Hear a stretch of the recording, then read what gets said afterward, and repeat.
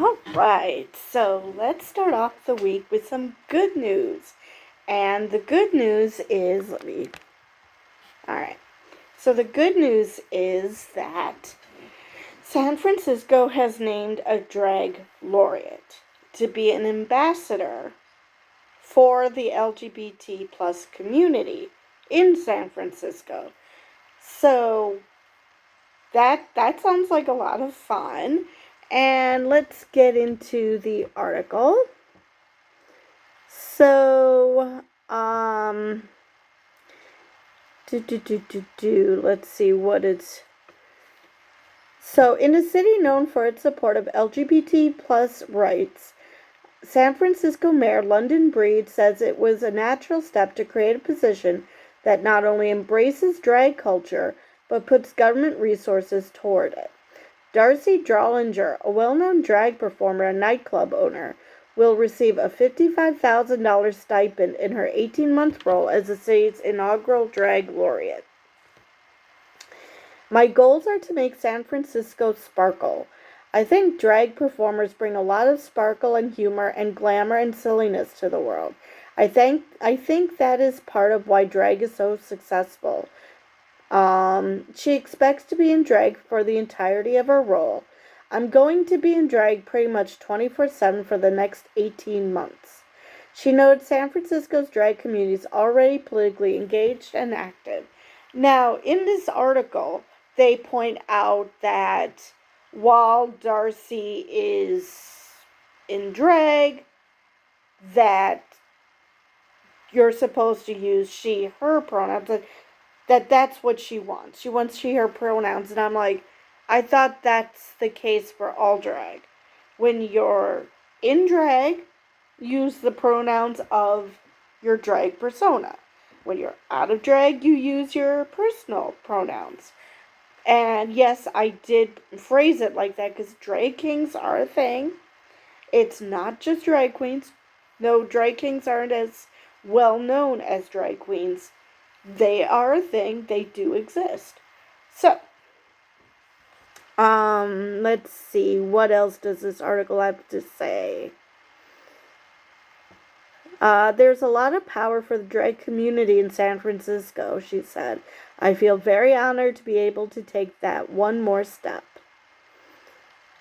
Now, West Hollywood is on the verge of appointing its own drag laureate later this month, though at a much lower salary and with limited engagements. In New York, where the Stonewall riots marked a major turning point in the fight for LGBTQ+ rights, a 2021 effort to create such a position has languished in a committee, reflecting the challenges of creating such jobs even in liberal cities.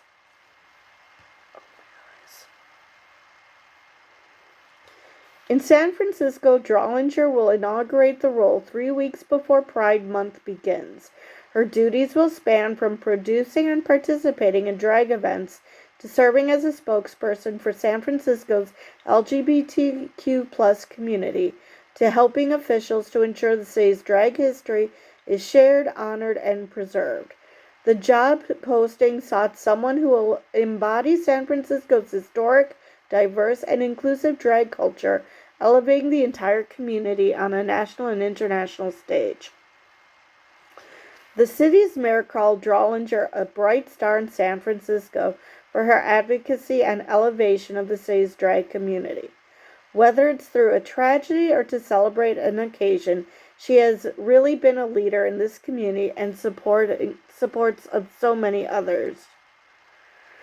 Drollinger said she felt both nervous and honored when she was told the job was hers, given the recent violence targeting drag performers, even in the Bay Area. I know that there are a lot of anti-drag folks out there, and they are very loud, right? But I also don't want to live my life under the shadow of fear.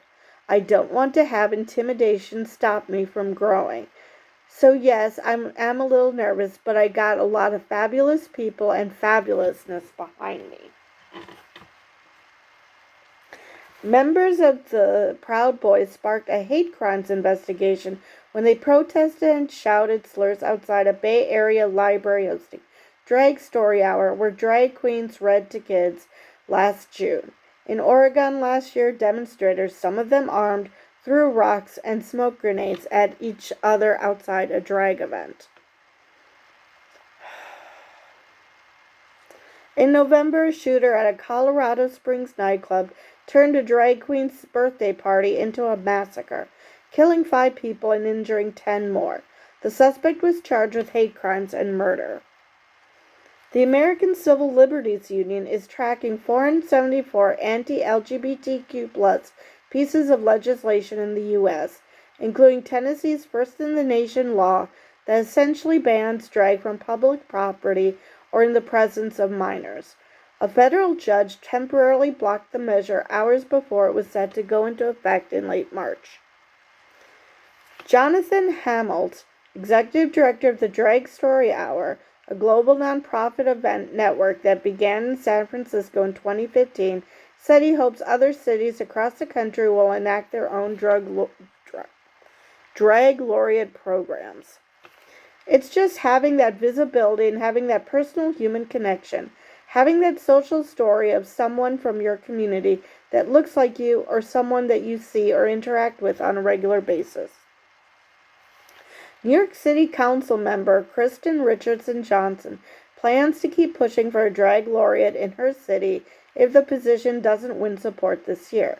Jack McClatchy, the elected official's legislative budget director, couldn't give a specific reason for why the effort has stalled, only noting that it's one of more than 1,000 bills before the council.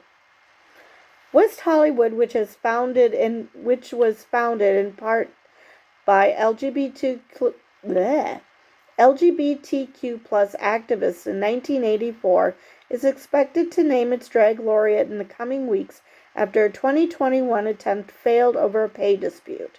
Officials originally advertised the position with a $5,000 stipend, nearly double what the city's poet laureate gets. Pushback prompted the council to raise it to $15,000 annually for the 2-year term that begins July 16th, International Drag Day. Drollinger owns the Oasis nightclub, which hosted Meals on Heels after the COVID-19 pandemic shutdown, where drag performers brought food, cocktails, and socially distant lip-syncing performances to homebound customers. I hope that the drag laureate position telegraphs to the rest of the country that drag is not something to be scared of, Drollinger said. Drag is something to celebrate. So, I'm excited that this is happening,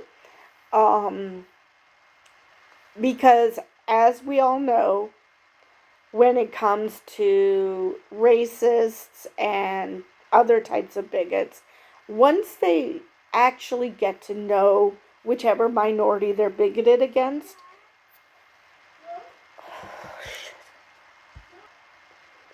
alright, sorry about that. So hopefully this will, where was I now? That hopefully this will help people meet someone in drag, realize that drag isn't a scary thing, and it's not doing what they were told it does, which for some reason people think it sexualizes anybody. I mean, it might sexualize drag performers, but those are the drag performers that want to be sexualized. If you're sexualizing drag performers who are just doing, Drag Queen Story Hour, that's on you. That's just like any other woman who's walking down the street. If you're sexualizing her for just existing, that's a you problem, not a drag queen's problem. That's just the way it is.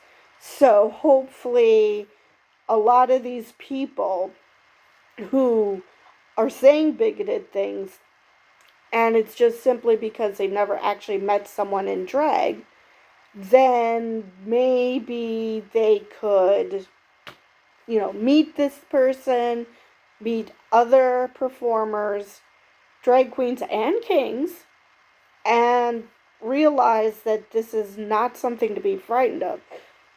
And I do mention kings because when so many people, like I said before, so many people, when they think of drag, they think of drag queens. A lot of people are unaware that drag kings exist.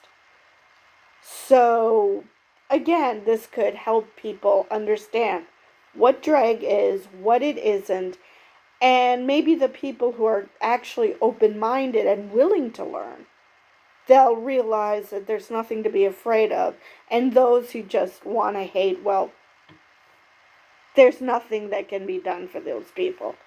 So, yeah, I applaud this. That's why I want to bring this to your attention. I think it's a um, wonderful idea. And like I said, hopefully it'll show people that there's nothing wrong with doing drag. It's just a form of expression. It's just like any other artistic endeavor.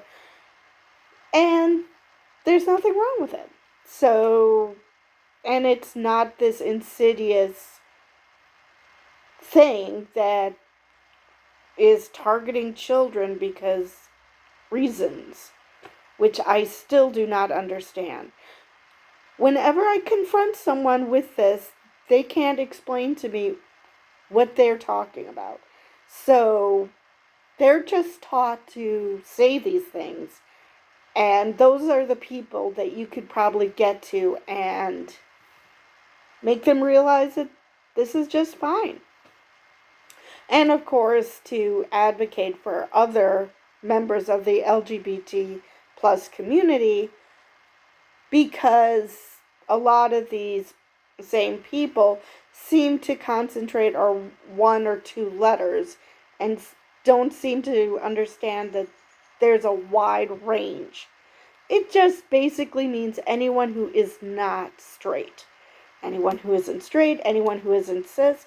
That's why GSM, gender and sexual minorities, is also an acronym that people use because basically it's anyone who isn't cis and straight. So, yeah. Hopefully this will educate the people that need to be educated, and hopefully it will make a difference. And I'm just rambling now, so I will see you next time.